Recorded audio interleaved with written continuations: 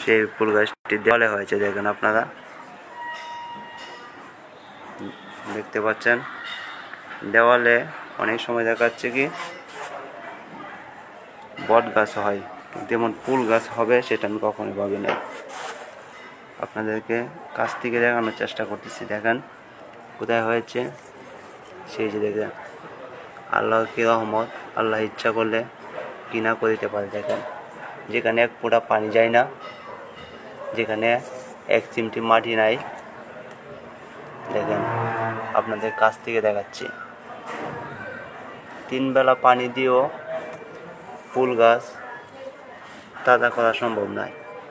আর সেখানে দেখেন কত সুন্দর ফুল হয়েছে, কত সুন্দর গাছ। দেখেন দেখতে পাচ্ছেন আপনারা সবাই, আল্লাহ ইচ্ছা করলে কি না হয়। পৃথিবীর মাঝে কত আজব, কত লীলা কাহিনী, সব আল্লাহর ইশারাই হয়।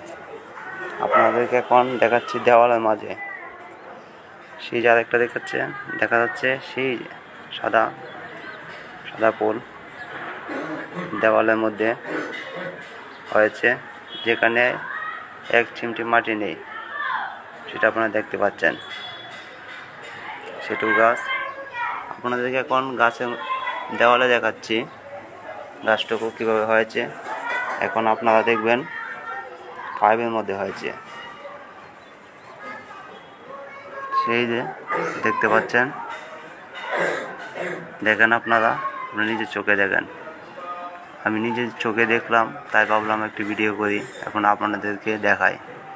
দেখেন আমার বাসার বিল্ডিংয়ের পাশে বিল্ডিং, দেখেন কোথায় হয়েছে। দেখেন যেখানে কোনো মাটি নেই, পানিও তেমন নেই, একদম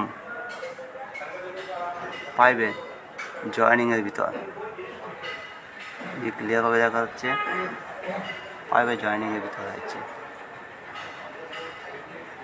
দেখেন দেখেন কত সুন্দর তরতাজা ফুল হয়েছে, অবাস্তব। যেটা প্রতিটি বা অধিকাংশ বাড়ির সামনে দেখা যায়, এটা লাগানো থাকে সৌন্দর্যের জন্য। আর সেই ফুল গাছ কোথায় হয়েছে?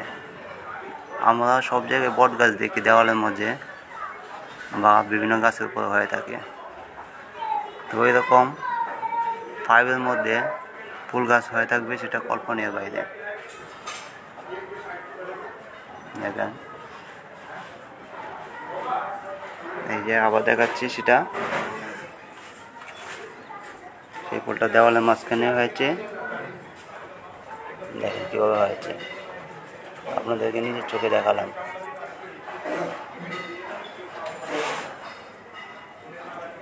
ওকে, আপনাদের দেখানোর চেষ্টা করলাম। দেখেন দেখেন বিল্ডিং, সেটা পুরানো ঢাকায় সেই বিল্ডিং। দেখেন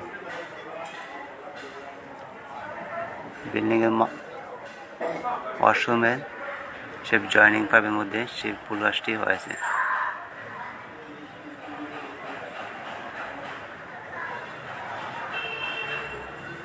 ওকে, ভালো থাকেন, সুস্থ থাকেন, ধন্যবাদ দেখার জন্য।